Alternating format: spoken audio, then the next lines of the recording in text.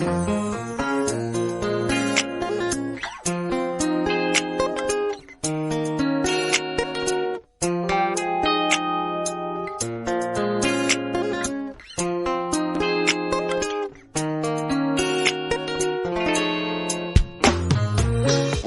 to Nevertheless, a show dedicated to organic leaders and leaderpreneurs. Today, you will discover how to discern your essence and live powerful.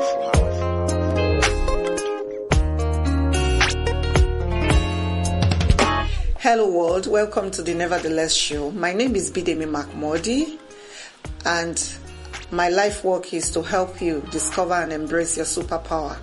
It's been a long time, over 4 months since I last did this show, and I apologize for not keeping you in the loop, but the truth of the matter is when life happens to you, it happens to you and you must roll with the punches. I've taken a few punches in the time that I've been away, but I'm fine and I'm back now, and my confidence always, when I fall like this or when I get stuck in my messy middle, my confidence always is the fact that when I come back bigger and better. So I'm so grateful to God for the opportunity to be able to come your way again in 2017. This is our first show this year, and we'll be talking about a lot of things. Our focus has not shifted on the Nevertheless show. We will continue to teach you how to discover your purpose and live powerful. We're going to be tweaking a few things as we go on, but I promise you the magic is going to remain the same. I'm so grateful to have you here. Like I said, it's been a while, and in that time, a lot of things have happened, but I'm fine and my family is doing excellently well. My children just returned to school. My husband is doing great. Our health-wise, we're good. Verbatim, the company took a bit of restructuring, but we are fine as well.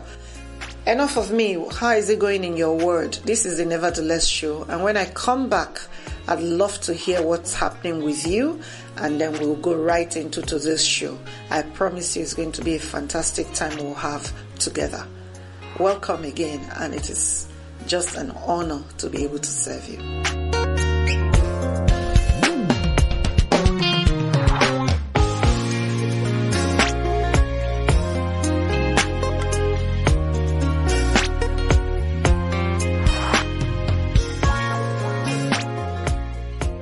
Hi, I'm Bidemi Mark-Mordi. Many years ago, someone told me, Bidemi, you have a purpose here on earth. And this was at a time when my life was hovering on the verge of breaking because I was constantly and persistently depressed. That statement sent me on a journey to discover who I really am. I discovered that I'm a helper of destinies. What are you good for? Have you ever wondered what separates successful people from average and mediocre people? The one thing I have discovered is purpose. That is why after years of fear and living under depression and depressive thoughts, I chose purpose, and today I live powerful. You want to live powerful too? Then join me on Purpose University, a home for you who want a life beyond the ordinary. To be the best you is what we're about. Welcome. This ride will change your life.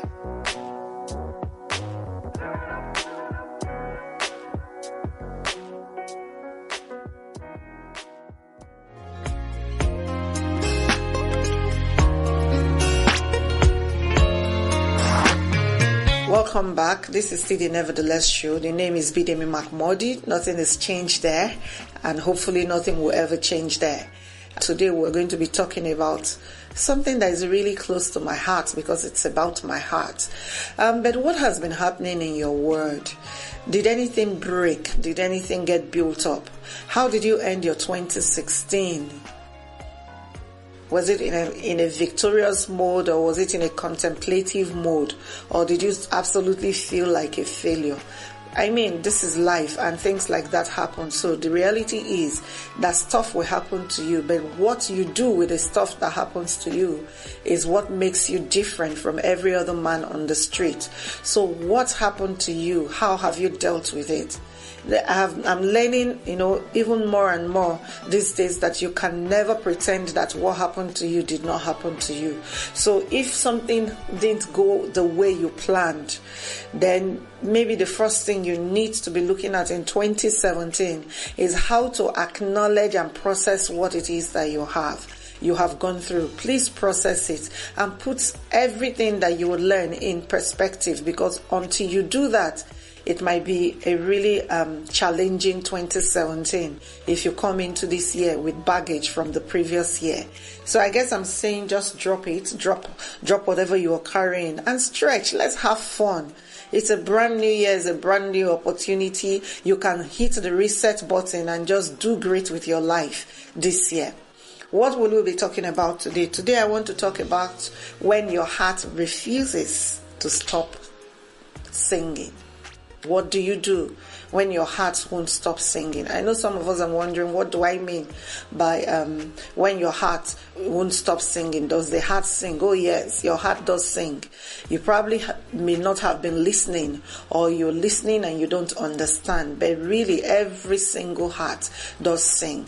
In Ecclesiastes chapter 3 verse 11, I'll begin from there. The Bible says that God created man and he put eternity in our hearts. What that means is that God put a song in your heart, and as long as you are alive, that song continues to play. Now what do you do with the song that continues to play? Your responsibility is to find a rhythm within that song and dance as hard as you can. Because from where I'm sitting, I promise you that's the only dance that matters for you. So when we're talking about embracing your superpower and living a life of purpose, we're saying listen to the song in your heart. But that's not just, I'm not just here to encourage you to just listen to the song in your heart. Today I want us to look at it from the angle of what do you do when your heart won't stop singing. And I'll tell you a few stories here and there. You know I love to tell stories, right?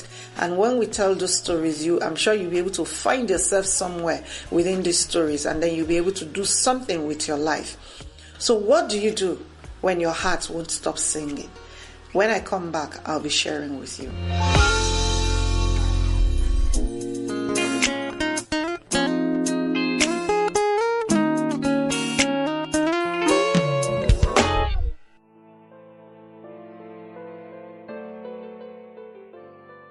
In a world filled with many fears and discouragements, life often becomes a burden. For those who know the way, life's just simple. Don't worry, you're not alone on this life's journey, as Bidemi shares powerful insights and principles from her everyday work and life experiences in her book, Nevertheless. Nevertheless is a book designed to encourage and equip you to face life with courage, hope, and determination. Get a copy of Nevertheless from a bookstore near you or call 234-813-360-2883 or send an email to bidemi@bidemimark-mordi.com to place your order now. I guarantee you will make it nevertheless.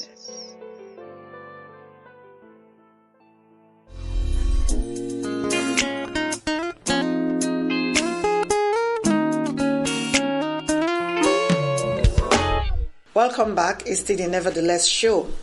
Today we're talking about what you would do when your heart won't stop singing. When your heart won't stop singing, what do you do? I think it was in 2003 that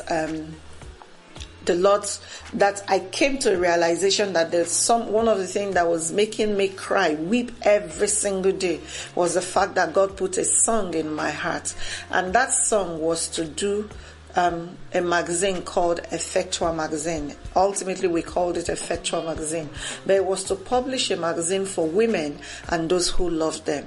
And, proud to getting that, understanding the words of the songs in my heart, it was a really tough time for me. It was like a woman in labor whose child would not come. There was a lot of weeping. There was a lot of sweating that I did. There was a lot of seeking. There was a lot I was going through just in a bid to understand why I go to bed at night.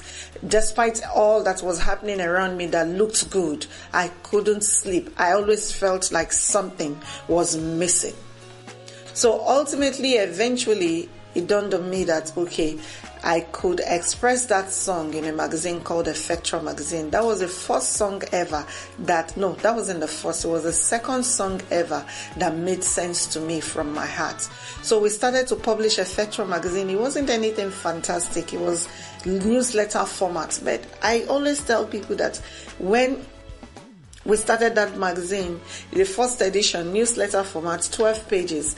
When I held that thing in my hand, it felt like I just released a book that made it to the New York bestsellers list. It looked like I was number one on the New York bestsellers list on that fateful day. I think it was in May of 2003 when I laid hold on that magazine. And that began a journey that was an absolutely fantastic journey. We did the newsletter format for about a year, then we went into a magazine format, and then we took a break because we couldn't afford to continue publishing, and we came back in 2005 and started, and we took another long break again, and we came back in 2007 and started. But Effectual is so peculiar for me because it was always we would do and then something would happen that would become a challenge and then we will stop, and then after a year or two we will get up and we will begin to push again.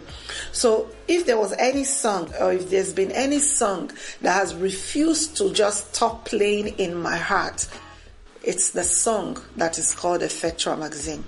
So ultimately in 2008, God helped us and we discovered a way to do it at the level that I had always dreamt we would do it. And as they would say, Effectual Magazine became an instant hit.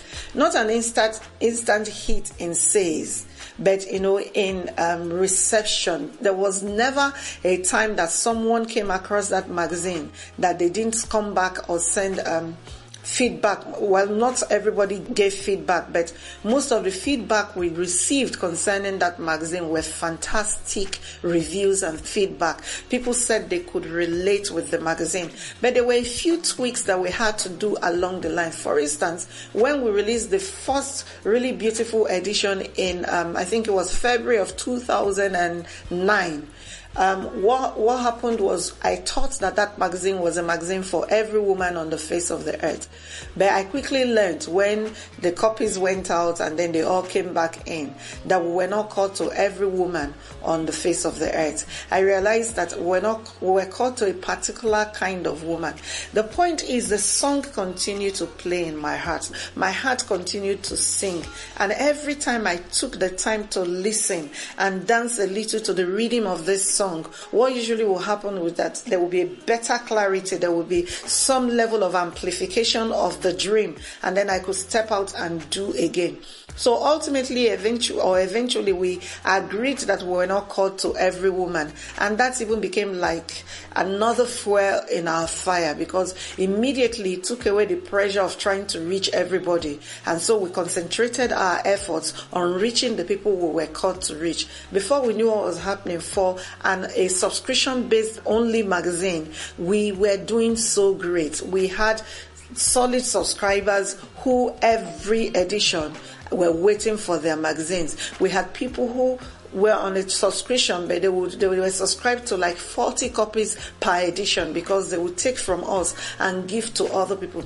In all of this, the impact and the reach of the magazine was expanding, but there was something that was not expanding along with it, and it was sales. It was returns financially, because we were from the get-go we were publishing the magazine at a loss because the cost of production was more than I was willing at that time to put on the cover of a magazine. And that started to impact upon, the monies that came back every edition after we had distributed. Now, it wasn't that I didn't have a head for figures enough to know that we were losing money. It was just that it was a song in my heart, and I was dancing to this song, and I wanted other people to dance to this song with me. So it was uncomfortable to make it a profit-making venture. And so that was the story of Effectua. We continued to publish. But after a while, subscription started to dwindle. Well, now that I look at it, put it in perspective, we probably were not doing any kind of awareness and marketing enough. Yes, because I'm not a marketer. There's no marketing bone in me. So maybe that impacted upon what we were doing. So I wasn't doing this. And because of that, I wasn't able to get a lot done. However, as our subscription continued to dwindle, I got to the point that we started to think, okay, we're losing money. People are not taking the magazines. What should we do? So we decided that, well, this was the age of technology. Maybe we can deploy technology. We can make the investment, which will mean that what we're investing will be less than what we used to invest, and put this magazine online so that people can download for free and read for free. We wanted to put it in an app and stuff like that, but we couldn't get the app side of it going as fast as we wanted.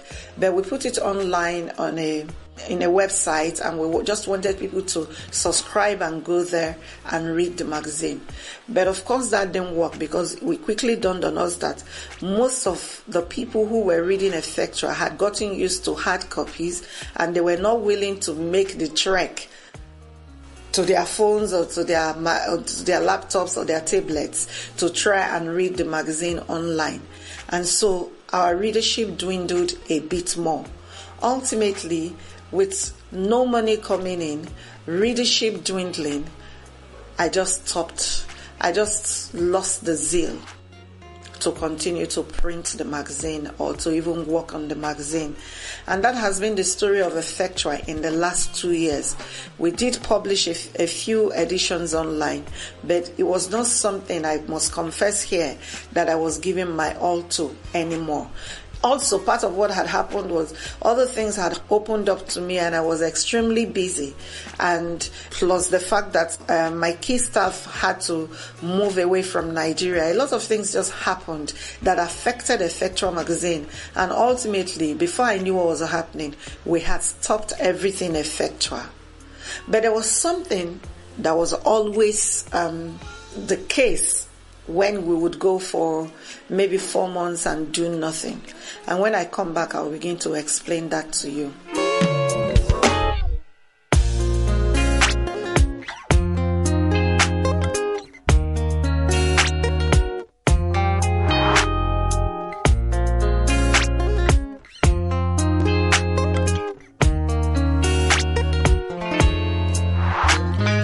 Welcome back. We're still talking about what to do when your heart would not stop singing.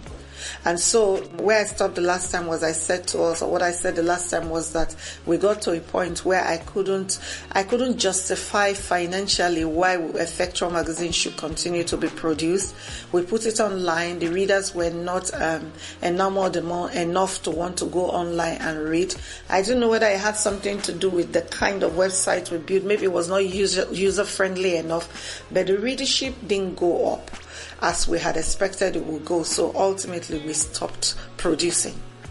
But something used to always happen, and that was at least once every 2 months, I'd wake up with a feeling of guilt inside of me that this was an assignment that God had given me, that this was a song in my heart that was playing and I wasn't dancing to. It looked like the music was wasting inside of me. And every week or every day I wake up feeling like that, something weird would happen. I would receive a call from one end of the world place, from someone I don't know, who is calling to ask me about Effectua and to ask when new editions will be out. It just became like somebody was just trying to make me feel bad even more.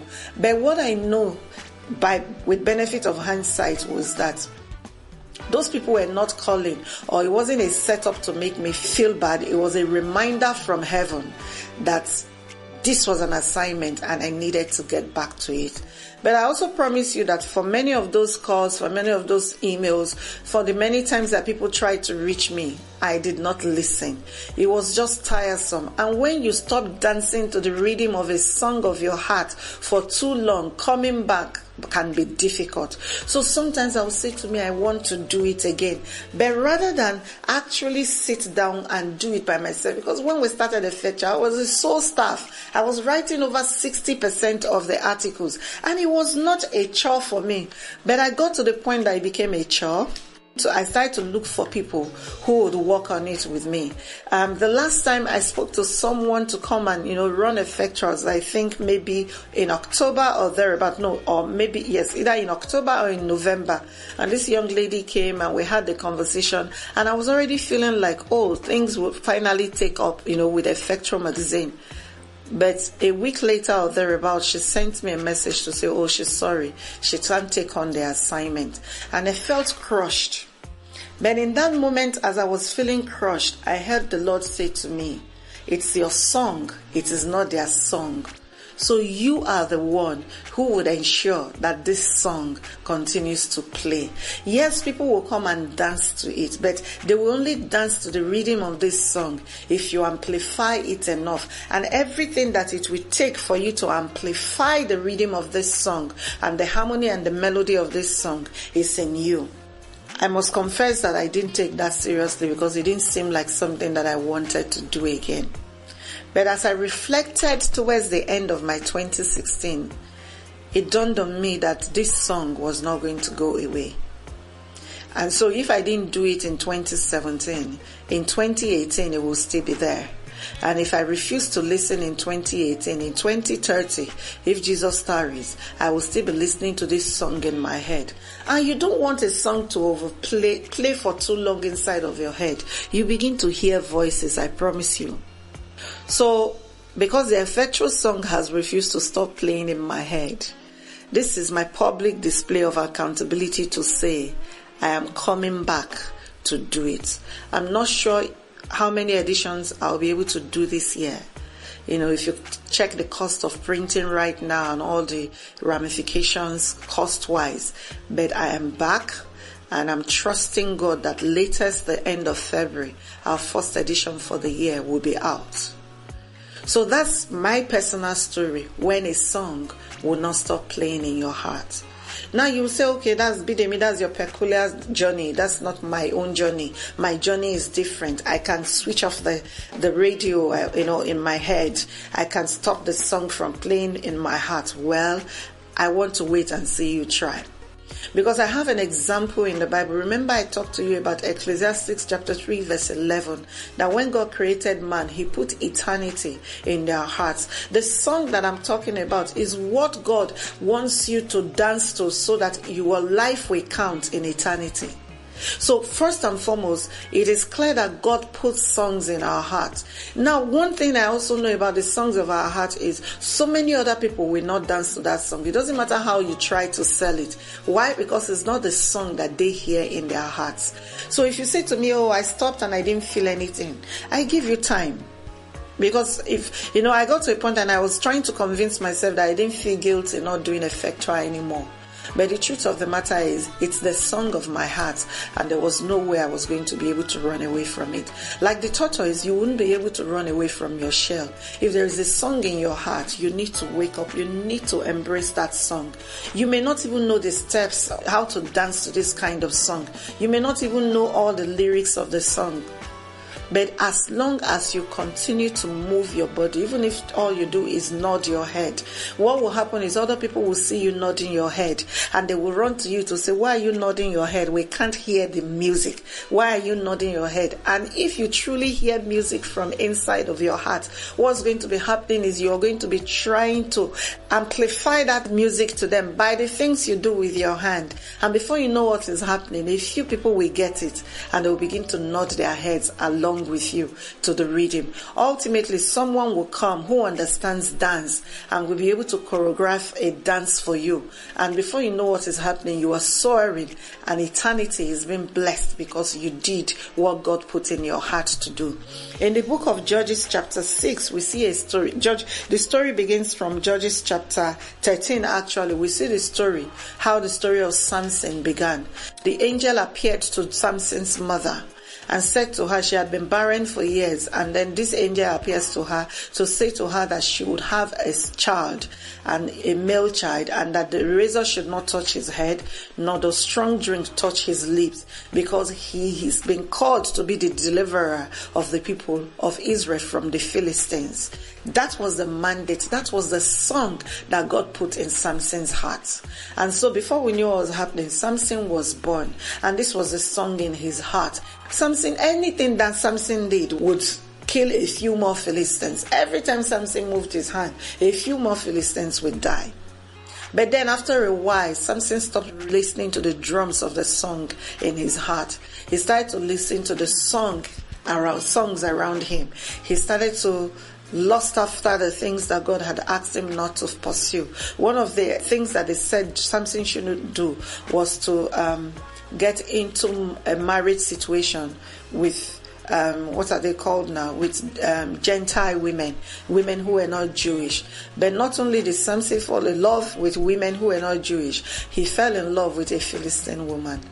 And that became the downfall of Samson. Before we would say Sam, they had cut off his locks and they had gouged out his eyes. So Samson, who had a specific song playing in his heart to be the answer to the Philistine questions where the Israelites were concerned, became a slave. He was changed, and he was moved around. He was, moved from place to place like a blind dog, and then they will bring him to the temple, the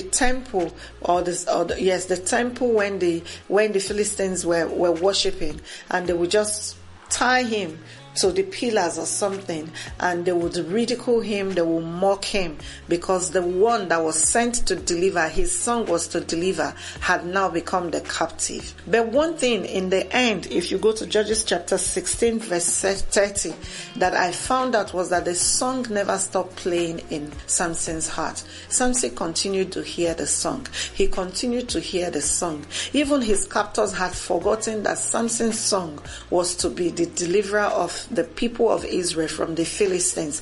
They had taken for granted that because Samson fell, he lost his hair, his eyes were gouged out, that Samson was never going to find the strength to come back and deal with them again. But you see, when the Lord puts a song in your heart, your hair will grow back. When the Lord puts a song in your heart, one day is going to come and you will begin to see again. When the Lord puts a song in your heart, one day you will just wake up and you will realize, I need to go back. I have strayed from where the Lord had called me from. One day you will just wake up and you will have a knowing. It doesn't matter what is working or not working around you. You will have a knowing deep inside of you that the only way out of the mess that your life is, even though it looks like very hot mess, is that you need to go back and listen to the song in your heart, because that music never stops. So Samson's music never stopped. He continued to play, and as long as his hair continued to grow, the song continued to play in his heart. Eventually one day Samson started to pray, and he said, Lord, give me the opportunity to avenge my eyes and take down these Philistines. Just give me another chance so that I can hold on to these pillars.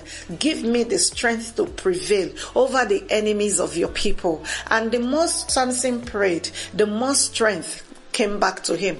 The more you begin to pray about the song in your heart, the more you begin to meditate and think on it, the more you begin to talk to people about it again, the more you begin to take responsibility for it again, the more you begin to learn that it is your journey, the more you begin to see that no man can do this for you, the more you begin to recognize that this is your dance. Even if it will kill you, it is your dance, and it will be worth your while in the end. My friend, you can try as hard as you want to, but that song is not going away, except it wasn't put there by God. So this song that was put in Samson's heart, Samson came back to it. Ultimately, as he came back to it, it cost him his life. But I'm sure that Samson, because even in verse 30 or verse 28 thereabouts, Samson actually said to the Lord, he said, let me die with them. But let it be that you give me the opportunity to take down these people for a very long time. And God answered his prayer, and Samson was able to lay hands on the pillar of that temple. And the Bible said Samson shook that temple, and the temple came crumbling down. And in verse 30 of Judges chapter 16, the Bible records that Samson killed more people, more Philistines at his death than when he was alive. His music stopped to play the day he died. But I'm sure they got to where music lovers call the crescendo. They got to that place where if he was on a stage where he received a standing ovation. There is that place for you. There is a crescendo place for you. There is that place where you get, and the entire world, heaven and earth, will stand at an attention and say you lived your life and you lived it well. But for you to be able to return to God and hear him say that which I'm talking to you about now, well done, thou good and faithful servant, you need to listen to the song in your heart. So what do you do when the song in your heart will not go away? You need to stop, drop everything that you have with you and listen again. Listen again. Find it in you to go back to where you first heard it. Embrace the journey again. It will be hard because you might become rusty out of not having done it for so long. But it is the song in your heart and it's not going away. You shut your eyes, you try to drown it in alcohol, you start to drown it in sex, you try to drown it in doing other stuff, you've tried to drown it in so many things, but the song is still playing. Some of us, the song in our heart and our destinies, our marriages, we had walked away from them. But the truth of the matter is that song is still playing. And you need to begin to think, to retrace your steps and go back. Some of us, it's even our relationship with Jesus. We've walked so far away that we are so scared that coming back will take too much out of us. Some of us don't even think it will be worth it. In this digital age, I'm going back to printing a magazine. It doesn't make sense. But that is a song in my heart, and it doesn't need to make sense. So your song may not make sense to many people, but it is your song. And the earlier you got up and you danced to it, the better for you. I'm going back to dance to this song that is Effectual Magazine. I will update you as we progress, and please do me a favor when the magazine is out, because it will come. Plan to be a subscriber, because we're a subscriber only magazine, and I know that the grace of God will be more than available for you and for me. So that's our show for today, and no matter what you do, listen to the song in your heart, because that's the only way you can embrace your superpower. Thank you, and God bless you.